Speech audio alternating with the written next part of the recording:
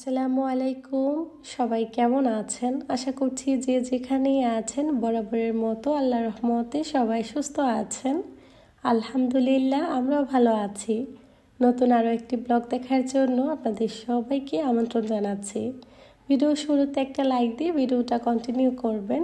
রোজার দিনে সকালের দিকে নাস্তা বানানোর তেমন কোনো ঝামেলা না থাকলেও ঘরবাড়ি পরিপাটি করা, গুছিয়ে রাখা এই ধরনের ছোটোখাটো অনেক কাজই থাকে। কম বেশি সকালের দিকে এই কাজগুলো সবারই গুছিয়ে নিতে হয়। সেহরির পর টুকটাক কিছু থালাবাটি জমেছিল, যেগুলো এখন নিয়ে গুছিয়ে রাখছি। এই ধরনের ছোটোখাটো অনেক কাজকর্ম থাকে যেগুলো সকালের সময়টাতে গুছিয়ে থাকি। বাকি কিছু কাজ থাকে যেগুলো আমি আসরের পর থেকে শুরু করি। তবে সকালের এই সময়টাতে খুব একটা কাজকর্ম না থাকলেও ঘরবাড়ি গোছানোর কাজটা করে ফেলি, যাতে বিকেলের দিকে তেমন একটা ঝামেলা না হয়।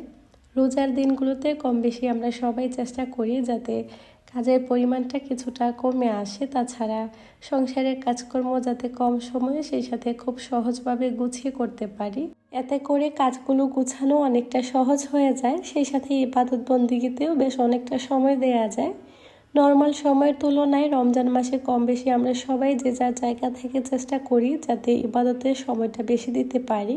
তো আমিও তার ব্যতিক্রম না। এর পাশাপাশি তো সংসারের নানা কাজকর্ম গোছানো, ইফতার বানানো এগুলো তো থাকেই। তারপরও চেষ্টা করি কম সময়ের মধ্যে কাজগুলো গুছিয়ে নিতে।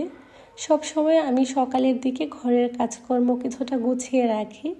সকালের সময়টাতে কাজকর্ম গোছালে দেখবেন কাজগুলো খুব কম সময়ের মধ্যে হয়েও যায়, সেই সাথে ঘর বাড়ি গোছাতেও ভালো লাগে।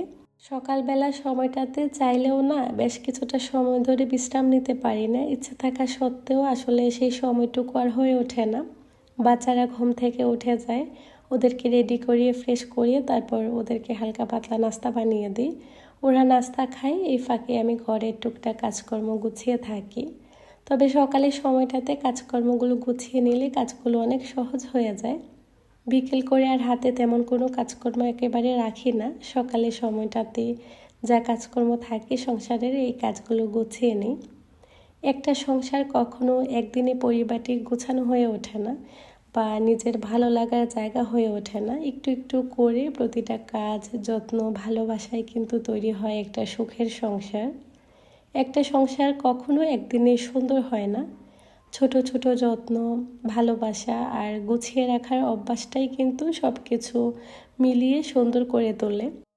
একটা সংসার তখনই স্বপ্নের সংসার হয় যখন সেই সংসারটা গোছানো, সাজানো, পরিপাটি, সেই সাথে নিজের পছন্দ অপছন্দকে প্রাধান্য দেওয়ার মতো মানুষজন থাকে।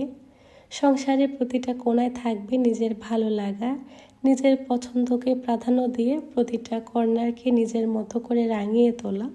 তবেই সেই সংসারটা স্বপ্নের সংসার হয়। সেই সাথে পরিবারের মানুষগুলো, একটা মেয়ে চাইলেও কিন্তু এই সংসারটাকে নিজের মতো করে তুলতে পারে না। এখানে কিন্তু পরিবারের লোকজনের অনেকটা সাপোর্ট দিতে হয়, তখনই কিন্তু সেই সংসারটা সুখের হয়ে ওঠে। বিয়ের পর সব মেয়েরাই চায় নিজের একটা একান্ত সংসার হোক, নিজের একটা একান্ত জায়গা থাকুক, যেখানে প্রতিটা জিনিস থাকবে নিজের পছন্দের, নিজের ভালো লাগার। ঘরের পাপোশটা থেকে শুরু করে বিছানার চাদরটা অবধি নিজের পছন্দ, নিজের শখের হবে। তবেই সেখানে নিজের ভালো লাগাটাকে খুঁজে বের করতে পারবে। সংসার এমন এক জায়গা আসলে যেখানে নিজের ভালো লাগাগুলোকে বের করে আনতে হয়। তা না হলে সেই সংসারটা কখনো নিজের পছন্দের, নিজের ভালো লাগার হয়ে ওঠে না। আমি যে অনেক বেশি পারফেক্ট বা আমার ঘর অনেক বেশি সাজানো গোছানো পরিপাটি থাকে তা কিন্তু না।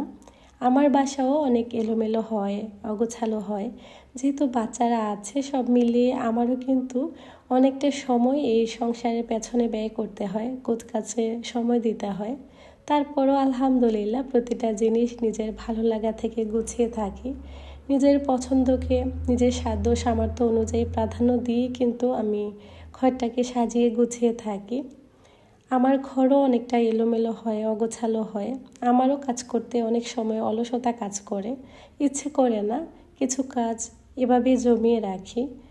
যখন আমার ভালো লাগে তখন কাজগুলো গুছিয়ে থাকি। দিন শেষে সব কিছু গুছিয়ে পরিপাটি করে নিয়ে যখন সংসারটার দিকে তাকাই, সত্যি বলতে না তখন একটা অন্যরকম ভালো লাগা কাজ করে, মনের মধ্যে একটা অন্যরকম প্রশান্তি আসে। একবার তাকালে মনে হয় সব ক্লান্তি দূর হয়ে যায়। ঘরটা যদি গোছানো পরিপাটি থাকে কম বেশি সবার কাছেই অনেক ভালো লাগে। তবে এই সাজানো গোছানোর পেছনে একজন গৃহিণীর কিন্তু অনেকটা অবদান থাকে। তার অনেকটা সময় ব্যয় করার পর কিন্তু সেই সংসারটা সাজানো গোছানো পরিপাটি হয়ে ওঠে। কম বেশি সব মেয়েদেরই স্বপ্ন থাকে সাজানো গোছানো সুখের সংসার। বিয়ের পর কম বেশি সব মেয়েরাই চায় নিজের একটা ছোট হলেও সংসার থাকুক, নিজের ভালো লাগার জায়গা থাকুক। তবে সেটা অনেকেই খুব সহজে পেয়ে যায়, আবার অনেকে দিনরাত পরিশ্রম করে অনেকটা ধৈর্য ধরার পরেও সেটা সম্ভব হয় না। যারা খুব সহজে পেয়ে যায় তারা আসলেই জীবনে অনেক বেশি লাকি। সবাই চায় তার ছোটোখাটো একটা সংসার থাকুক। আমি আমার ছোট্ট সংসারটাকে নিজের মতো করে সাজাবো, গুছাবো। এটা আমার যেমন একটা স্বপ্ন, তেমনি সবারই এই স্বপ্নটা থাকে। নিজের সংসারে যে খুব বেশি দামি কিছু থাকতে হবে বা দামি জিনিস দিয়ে সাজাতে হবে তা কিন্তু না। যতটুকু আছে সীমাবদ্ধতার মধ্যে থেকে নিজের সংসারটাকে নিজের মতো করে গুছিয়ে নেওয়ার মধ্যে একটা অন্যরকম শান্তি আছে। আমার বাসায় যে খুব বেশি দামি কিছু আছে বা অনেক কিছু আছে তা না, তবে যতটুকু আছে আলহামদুলিল্লাহ এটাকেই চেষ্টা করি সবসময় গুছিয়ে পরিপাটি করে রাখতে। যদি কোথাও কোনো জিনিস দেখি যে ভালো লাগছে না, একটু এলোমেলো করে একটু অন্যরকমভাবে গুছিয়ে রাখি, তখন কিন্তু আবার বেশ ভালো লাগে দেখতে। এই ধরনের ছোটোখাটো অনেক জিনিস আছে যেগুলো সংসারের অনেকটা পরিবর্তন এনে দেয়। আমি যখন এখানে সংসার জীবন শুরু করি আমারও কিন্তু তেমন কিছুই ছিল না, একেবারে খালি হাতে সংসার জীবনটা শুরু করি। আলহামদুলিল্লাহ সময়ের সাথে সাথে অনেকটা কিছু গুছিয়ে নিতে পেরেছি। তবে এর জন্য অনেকটা পরিমাণে ধৈর্য আর পরিশ্রম করে যেতে হবে। সময়ের সাথে সাথে ইনশাল্লাহ সব কিছুই হয়ে যায়। এটার জন্য অনেকটা সময় ধৈর্য ধরতে হয়, নিজের মতো করে গুছিয়ে নিতে অনেকটা সময় ব্যয় করতে হয়। একটু একটু করে নিজের শখগুলোকে এই তো এখানেই বন্দি করে রেখেছি, নিজের মতো করে নিজের সংসারটাকে সাজিয়ে গুছিয়ে নেওয়ার জন্য। ছোট ছোট এ ধরনের শখগুলো নিজের মনের মধ্যে একটা অন্যরকম শান্তি এনে দেয়। আমরা মানুষ, জীবনে কম বেশি সবারই অনেক স্বপ্ন থাকে, অনেক আশা থাকে, আমিও তার ব্যতিক্রম না। আমারও ছোটোখাটো অনেক স্বপ্ন আছে, অনেক আশা আছে, যেগুলো ইনশাল্লাহ চেষ্টা করছি একটু একটু করে পূরণ করার জন্য।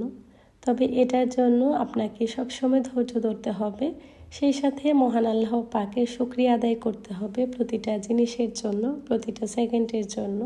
মহান আল্লাহ পাক যে অবস্থানে রেখেছেন আলহামদুলিল্লাহ সব কিছুর জন্য, তবেই সেই জিনিসটার মধ্যে বরকত পাবেন।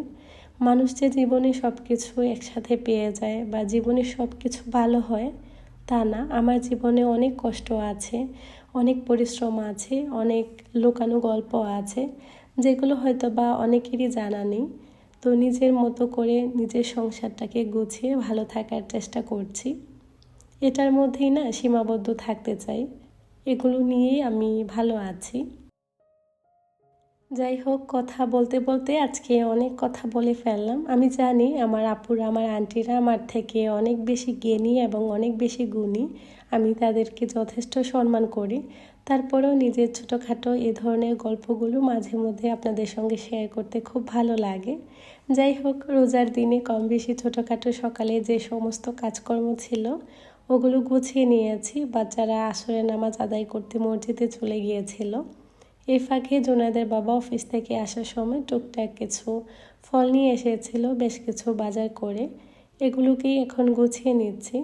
ইফতারিতে বেশিরভাগ সময় আমরা ফল রাখার চেষ্টা করি, আর এখানে কম বেশি সবসময় ইফতারিতে বিভিন্ন রকমের ফল থাকে, যার কারণে ওরকম আসলে ইফতারের তেমন আয়োজনও থাকে না। তারপরেও যতটুকু সম্ভব চেষ্টা করি বাচ্চাদের জন্য হলেও কিছু একটা বানানোর। এখানে আমি সবগুলো ফল গুছিয়ে রেখে দিয়েছি। এখন যেহেতু খুব একটা গরম না, বাহিরে রাখলেও এমনিতেও ফলগুলো বেশ ভালো থাকবে। আজকে ইফতারের জন্য হালকা পাতলা কিছু একটা বানিয়ে নিব, সেটা দিয়ে ইফতার করব ইনশাল্লাহ। আজকের ভিডিওটা এই পর্যন্তই। সবাই অনেক বেশি ভালো থাকবেন। আল্লাহ হাফেজ।